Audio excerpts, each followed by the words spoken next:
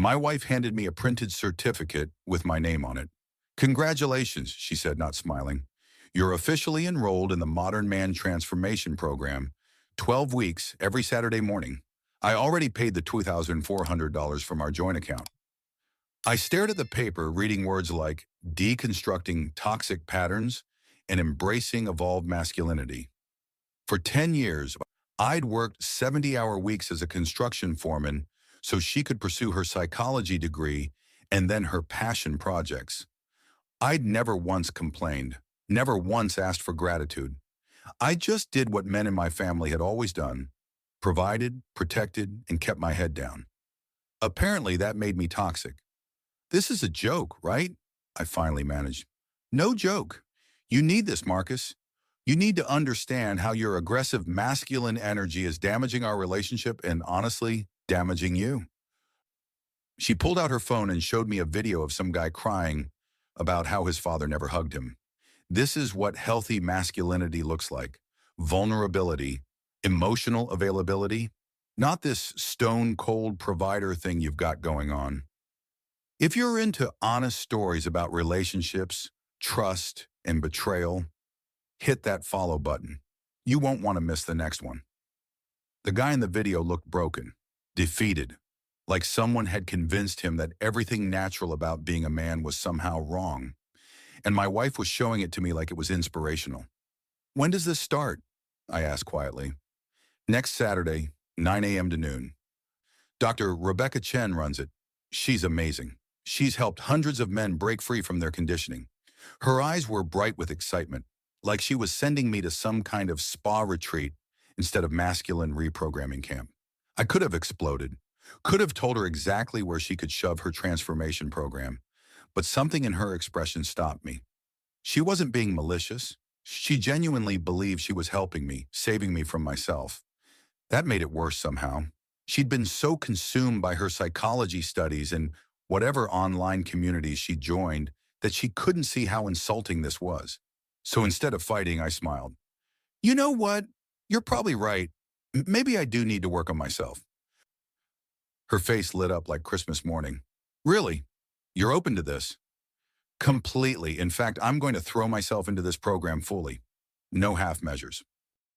If I'm going to evolve, I'm going all in.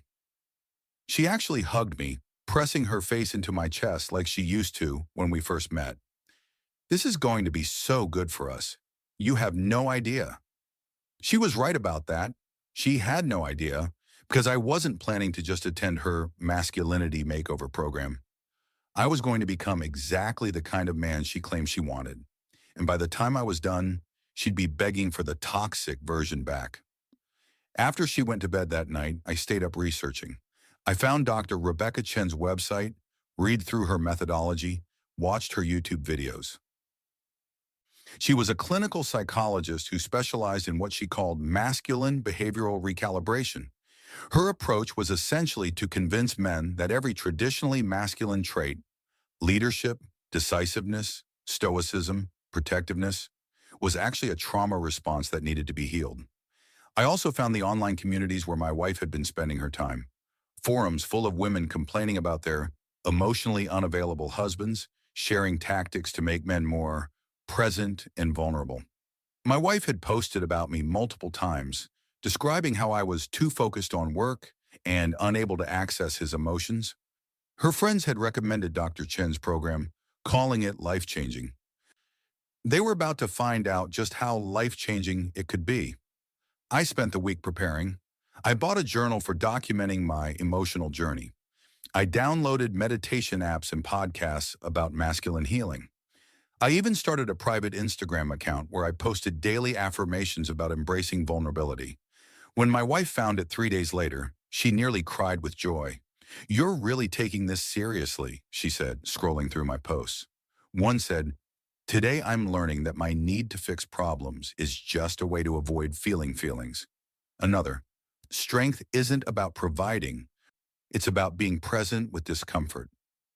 I want to show up fully for this process, I said earnestly. For us. Saturday morning arrived. The Modern Man Transformation Program was held in a converted yoga studio downtown. 15 other guys were already there when I walked in, sitting in a circle on meditation cushions. Most looked like they'd rather be anywhere else. A few had the resigned expressions of men who'd given up fighting. One guy in the corner looked legitimately excited, the type who probably apologized for breathing too loud. Dr. Rebecca Chen entered with an energy that filled the room. Mid-40s, expensive athleisure wear, and the kind of confident smile that came from absolute certainty in her worldview. "Gentlemen," she began, "welcome to the first day of your liberation. You've been conditioned by patriarchal systems to suppress your authentic selves. Over the next 12 weeks, we're going to peel back those layers and find the evolved men hiding underneath." The walls were covered with posters. "Tears are masculine. Your feelings aren't feminine.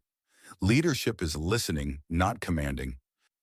I pulled out my journal and started taking notes like an eager student. "First exercise," Dr. Chen announced. "I want each of you to share one way your father failed you emotionally." The room went silent. Nobody wanted to go first, so I raised my hand. "My father taught me that a man's worth was in his ability to provide for his family," I said, my voice carrying just the right amount of vulnerability. "He never told me it was okay to be weak or uncertain. He never showed me that real strength was in admitting you don't know what you're doing." Dr. Chen's eyes lit up. "Beautiful vulnerability. Thank you for that honesty. What you're describing is generational trauma. Your father was taught toxic patterns and passed them to you, but you're breaking that cycle right now." The other men shared similar stories, each one more defeated than the last. By the time we broke for our first meditation session, I'd filled 3 pages of notes. Not about healing my supposed trauma, but about the psychological manipulation tactics Dr. Chen was using. Every technique was designed to make men question their instincts, doubt their judgment, and ultimately surrender their masculine core. During the break, a guy named Tom approached me. He looked exhausted, like he hadn't slept in days. "This is my 4th week," he whispered. "My wife says I'm making progress, but honestly, I don't even recognize myself anymore. I used to be a firefighter, loved my job, felt like I was doing something important. Now every time I come home and tell her about my day, she says I'm glorifying masculine heroism and need to explore why I'm drawn to dangerous validation." "How do you feel about that?" I asked, already knowing the answer. "Like I'm dying inside," but he admitted. "But she's happier, so I guess that's what matters, right?" I put my hand on his shoulder. "Maybe. Or maybe she doesn't actually know what she wants." He looked at me with something like hope, but Dr. Chen called us back before he could respond. The afternoon session focused on rewriting our masculine narratives. We were given prompts like, "I don't need to be strong, I need to be present. And my worth isn't in what I do, it's in how I feel." We were supposed to repeat these affirmations while looking at ourselves in mirrors Dr. Chin had set up around the room. I performed perfectly. I stared at my reflection and said every word with conviction, earning approving nods from Dr. Chen. But I wasn't affirming anything except my own plan. Every ridiculous statement I repeated was ammunition for what came next. That evening, I came home and immediately started implementing phase 1 of my transformation. My wife was in the living room, clearly waiting to hear about my day.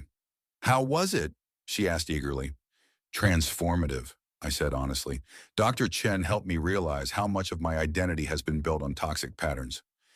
I've been so focused on doing and achieving that I've forgotten how to just be and feel. She grabbed my hand. "I'm so proud of you for being open to this." "There's something else," I continued. "I think we need to make some changes in how we structure our relationship. My role as the primary provider has been a way for me to maintain power and control. It's not healthy." Her smile faltered slightly. "What do you mean?" "Well, you've always said equality is important. So starting next month, we should split all expenses 50-50. That way, neither of us is in a position of dominance over the other." The color drained from her face. She'd been working part-time at a coffee shop while exploring her creativity. Her income covered maybe 15% of our bills. If we split everything evenly, she'd need to find full-time work immediately and give up most of her hobbies. That seems kind of sudden, she said carefully. Is it, though? You've been telling me for months that my provider role is problematic. I'm just trying to fix that power imbalance. Unless, I paused dramatically, unless you don't actually want equality, unless you prefer the traditional dynamic where I work and provide while you pursue your passions. She was trapped and she knew it. No, of course I want equality. I just need some time to adjust. Take all the time you need, I said gently.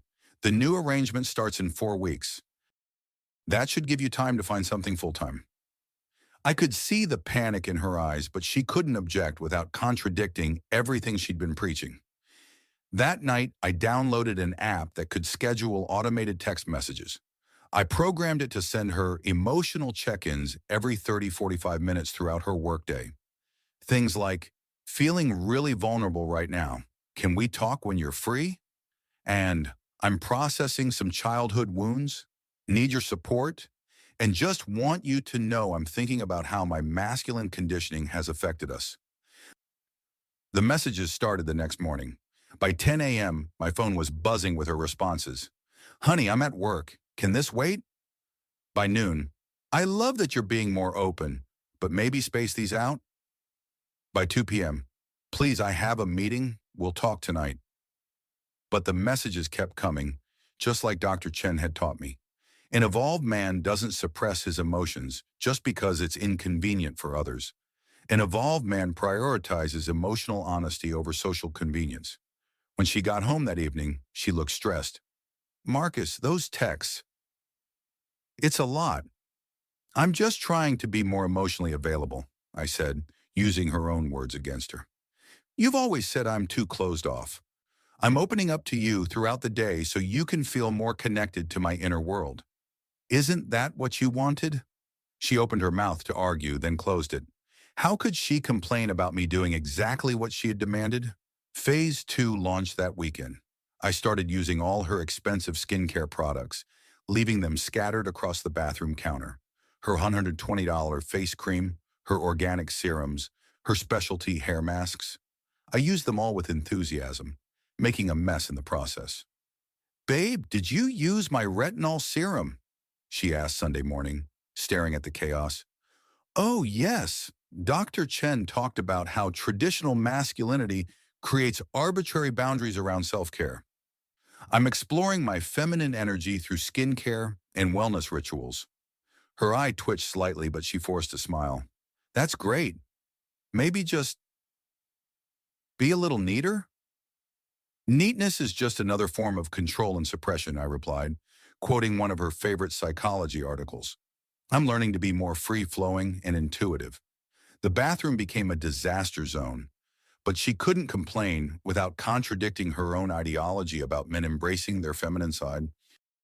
By week 2 of the program, I'd perfected the art of decision paralysis. Every time she asked me anything what to have for dinner, what movie to watch, where to go on the weekend, I'd respond with an exhausting philosophical interrogation. What do you want for dinner? She'd ask. I don't want to impose my masculine need for control, I'd reply. What do you want? I asked you first. But are you asking because you genuinely don't have a preference or because you've been conditioned to defer to male authority? How does it make you feel when I choose? Are you comfortable with that dynamic? Does my choice-making trigger any feelings of powerlessness? After 20 minutes of this, she'd snap. Can you just pick something? I'm just trying to be conscious of power dynamics in our relationship. Isn't that what Dr. Chen teaches? She'd stare at me like I'd grown a second head. The grocery store incident in week 3 was the turning point. We were shopping when some guy started hitting on her aggressively, getting too close, ignoring her obvious discomfort. In the old days, one look from me would have sent him packing. I was 6'2", worked construction, and had the kind of presence that made people think twice. But the new evolved me just stood there looking uncomfortable. Come on, beautiful, just one drink, the creep persisted, actually grabbing her arm. She looked at me desperately, waiting for me to step in like I always had. Instead, I pulled out my phone and started Googling nonviolent communication techniques. She finally wrenched her arm away and told the guy to fuck off herself. When we got to the car, she was shaking with anger. "What the hell was that?" she demanded. I didn't feel comfortable intervening, I said calmly. Dr. Chen says masculine aggression is often just trauma-based compensation for feelings of inadequacy. I'm learning to sit with my discomfort instead of reacting from my wounded masculine core.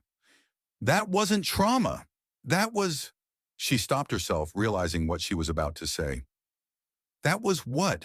I prompted gently. She was silent the whole drive home, but I could see something shifting in her eyes. For the first time, she was starting to question whether the man she demanded I become was actually what she wanted. Week 4 brought the dinner party. Her best friend Melissa was hosting, and all their social circle would be there. People who knew the old me, confident, decisive, traditionally masculine. This would be my grand performance. I spent 2 hours getting ready, using every product in my wife's collection. "Do you think this moisturizer is too dewy?" I asked her multiple times. I'm really trying to embrace my feminine energy, but I want to make sure I'm not overdoing it. She watched me fuss over my appearance with barely concealed horror.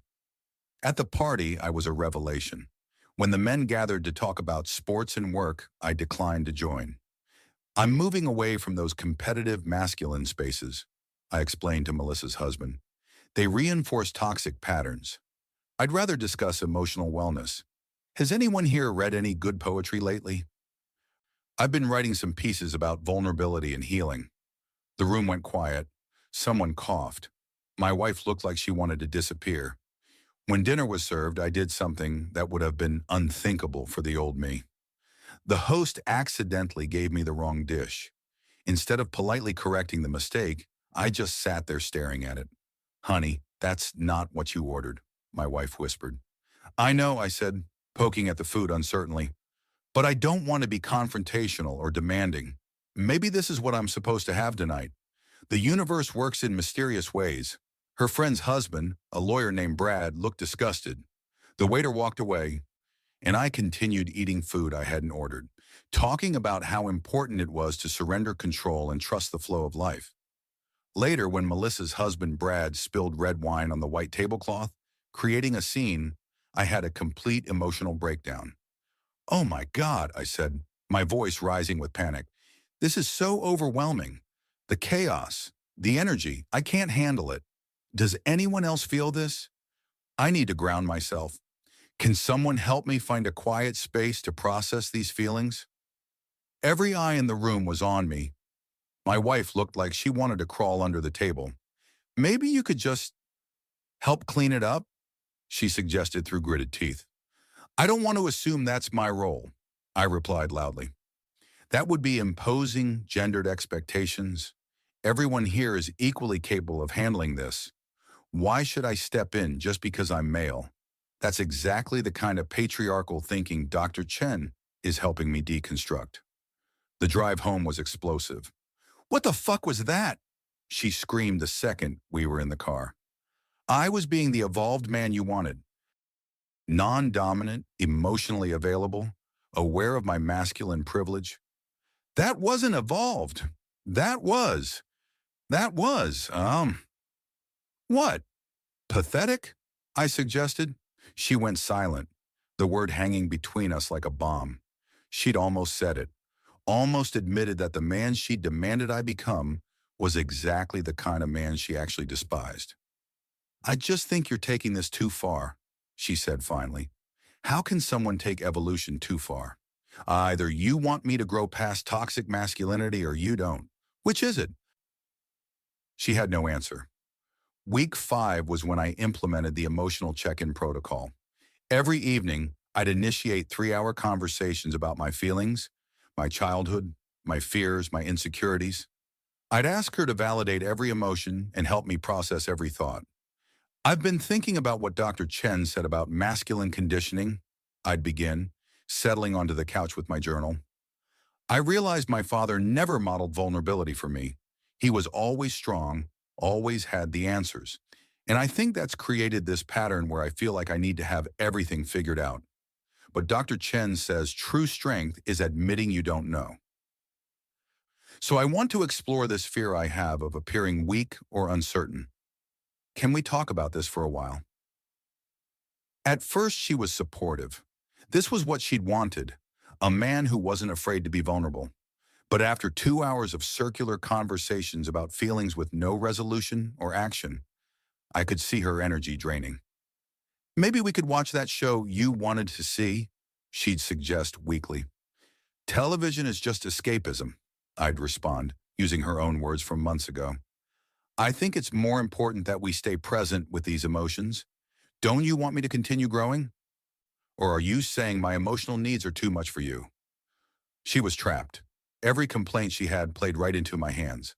By week 6, she'd grown quiet and distant.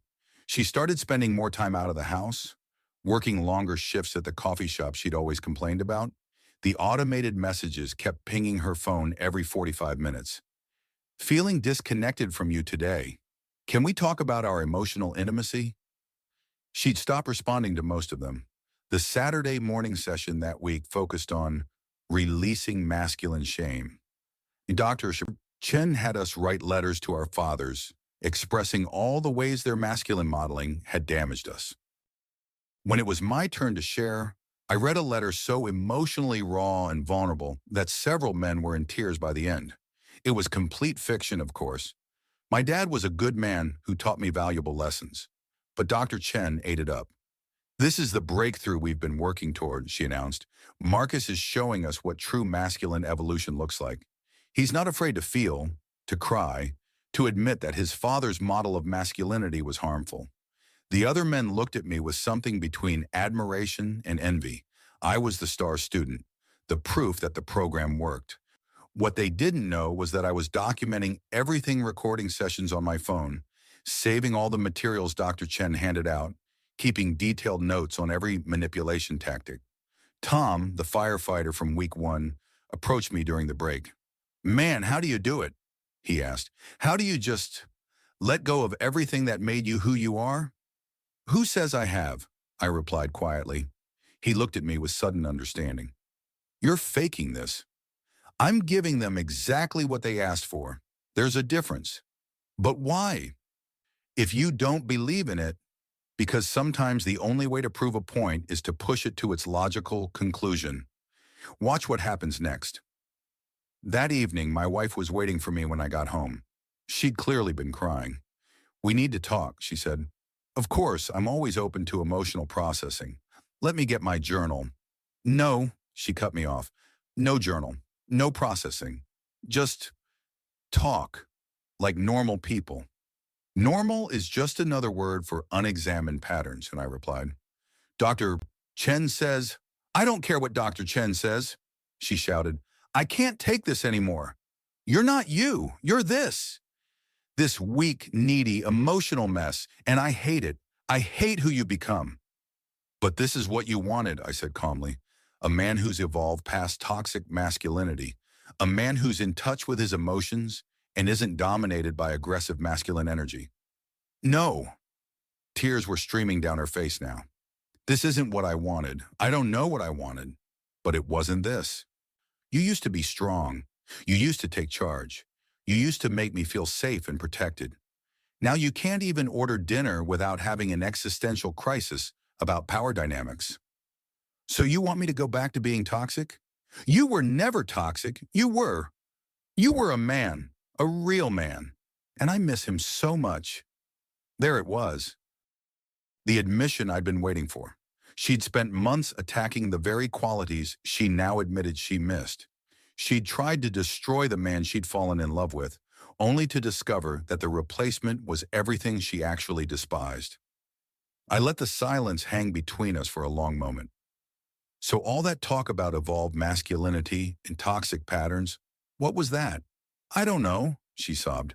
"I got caught up in these ideas online, in my classes. Everyone was talking about how problematic traditional masculinity was, and I believed it. I thought you needed to change. But watching you become this person, I realized I was wrong. So wrong." "I want my husband back," she whispered. I want the man who fixes things without being asked, who makes decisions without agonizing over them for hours, who protects me when some creep gets too close. Please, Marcus, please come back. This was the moment she expected me to drop the act, to reveal that I'd been teaching her a lesson and everything would go back to normal. She thought we'd hug, maybe laugh about the whole thing, and move forward. She had no idea what was coming. I stood up and walked to our bedroom. When I returned, I was carrying a folder she'd never seen before. Her face went pale. "What is that?" "This," I said, setting it on the coffee table, "is documentation of everything that's happened over the past 6 weeks.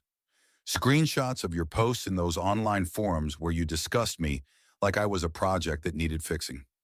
Transcripts of my sessions with Dr. Chen showing the psychological manipulation tactics she uses.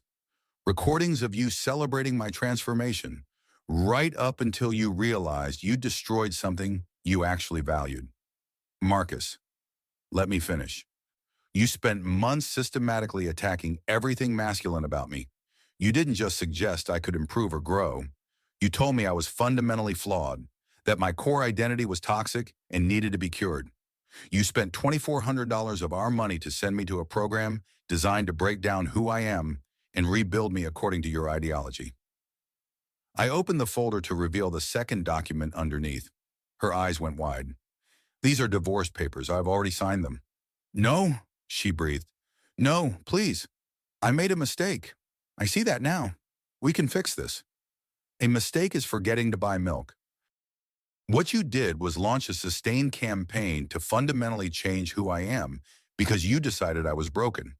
And here's the thing, you were willing to destroy the man you married because some online forum told you traditional masculinity was toxic. What happens 6 months from now when the next ideology comes along? When your friends start telling you I need to change in some other way? I won't, I promise. I'll never do anything like this again." "You promise," I repeated. "Like you promise to love me for who I am? Like you promise to be my partner, not my therapist or my life coach?" She was crying harder now. "Please, 10 years together. You're just going to throw it all away?" "I'm not throwing anything away. I'm protecting what's left of my self-respect. Because here's what I learned during my evolution. I don't want to be married to someone who fundamentally despises who I am. Someone who sees my strength as a problem to be solved. I don't despise you. I love you." No, you love the idea of having a strong man when it's convenient, but you can't resist the urge to tear him down when your social media feed tells you that strength is oppression. You gave me exactly what you thought I needed, and when I gave you exactly what you asked for, you hated every second of it. That should tell you something about the ideology you've been following. I stood up and grabbed my jacket. "I'll be staying at a hotel tonight. My lawyer will contact you next week to discuss the details. You can keep the house, most of the savings. I'm not interested in fighting over money." "Where are you going?" "To be exactly who I am. A man who takes care of his family, who leads when leadership is needed, who protects what he loves." You called that toxic. You spent months trying to convince me that my strength was weakness, that my leadership was oppression. Find yourself a nice, evolved man who'll cry with you about his feelings and ask permission to exist. You'll have everything you thought you wanted. "Please don't do this," she begged. "I'm not doing anything. I'm just refusing to be with someone who sees my best qualities as problems to be solved." I walked toward the door. The automated message alert chimed on her phone one last time. Feeling grateful for this journey of growth and self-discovery, I pulled out my phone and deleted the app with a smile. "The evolved version of me knows his worth," I said. "And his worth isn't determined by someone who spent months trying to diminish it." I walked out, leaving her with the divorce papers and the realization that she'd destroyed her own marriage in pursuit of an ideology she didn't even believe in. 3 months later, I was sitting in my new apartment when I got a call from Tom, the firefighter from Dr. Chen's program. "Hey man, I wanted to thank you." "For what?" "I took your advice, started questioning what my wife was asking me to become." We had a long talk, a real talk, not one of those emotional processing sessions. Turns out she didn't actually want me to change. She'd just gotten caught up in the same online spaces your wife was in. We're in real couples counseling now with a therapist who doesn't think masculinity is a disease. That's great, Tom. There's more. 5 other guys from the program reached out to me. They all saw what you were doing, how you exposed the whole thing. Dr. Chen's program shut down last month. Too many complaints, too many men realizing they were being psychologically manipulated instead of helped. I smiled. Sometimes the best way to defeat a bad idea is to take it to its logical conclusion. As for my ex-wife, I heard through mutual friends that she left her coffee shop job and went back to finish her psychology degree. She's apparently focusing on a different specialty now, helping people avoid the pitfalls of performative ideology in relationships. Maybe she learned something after all. 6 months after the divorce was finalized, I met someone at a construction site where I was overseeing a project. Her name was Jennifer, and she was the architect on the build. Strong, confident, knew exactly what she wanted. When she saw me handling a problem with the crew, being direct, decisive, taking charge, she didn't see toxicity, she saw competence. "I like a man who knows what he's doing," she said after the meeting. "Is that allowed these days?" I asked with a smile. "By anyone worth dating," she replied. "We've been together for 8 months now. She's never once suggested I need to evolve or change or deconstruct my masculinity. She appreciates my strength instead of trying to cure it. She likes that I'm protective, decisive, and yes, traditionally masculine. Because she's confident enough in herself that my strength doesn't threaten her, it complements her. That's the real lesson in all of this. Healthy relationships aren't about tearing each other down or demanding fundamental changes. They're about 2 people choosing each other, flaws and all, and building something together without trying to remake each other according to some ideological blueprint. My ex-wife wanted to fix something that wasn't broken, and she paid the price for it. Some lessons cost everything to learn. Our story has come to an end. If you've made it this far, subscribe to our channel. I've selected 2 other videos for you that I'm sure you'll enjoy. Feel free to click on them. I'll be waiting for you in the next story. See you soon.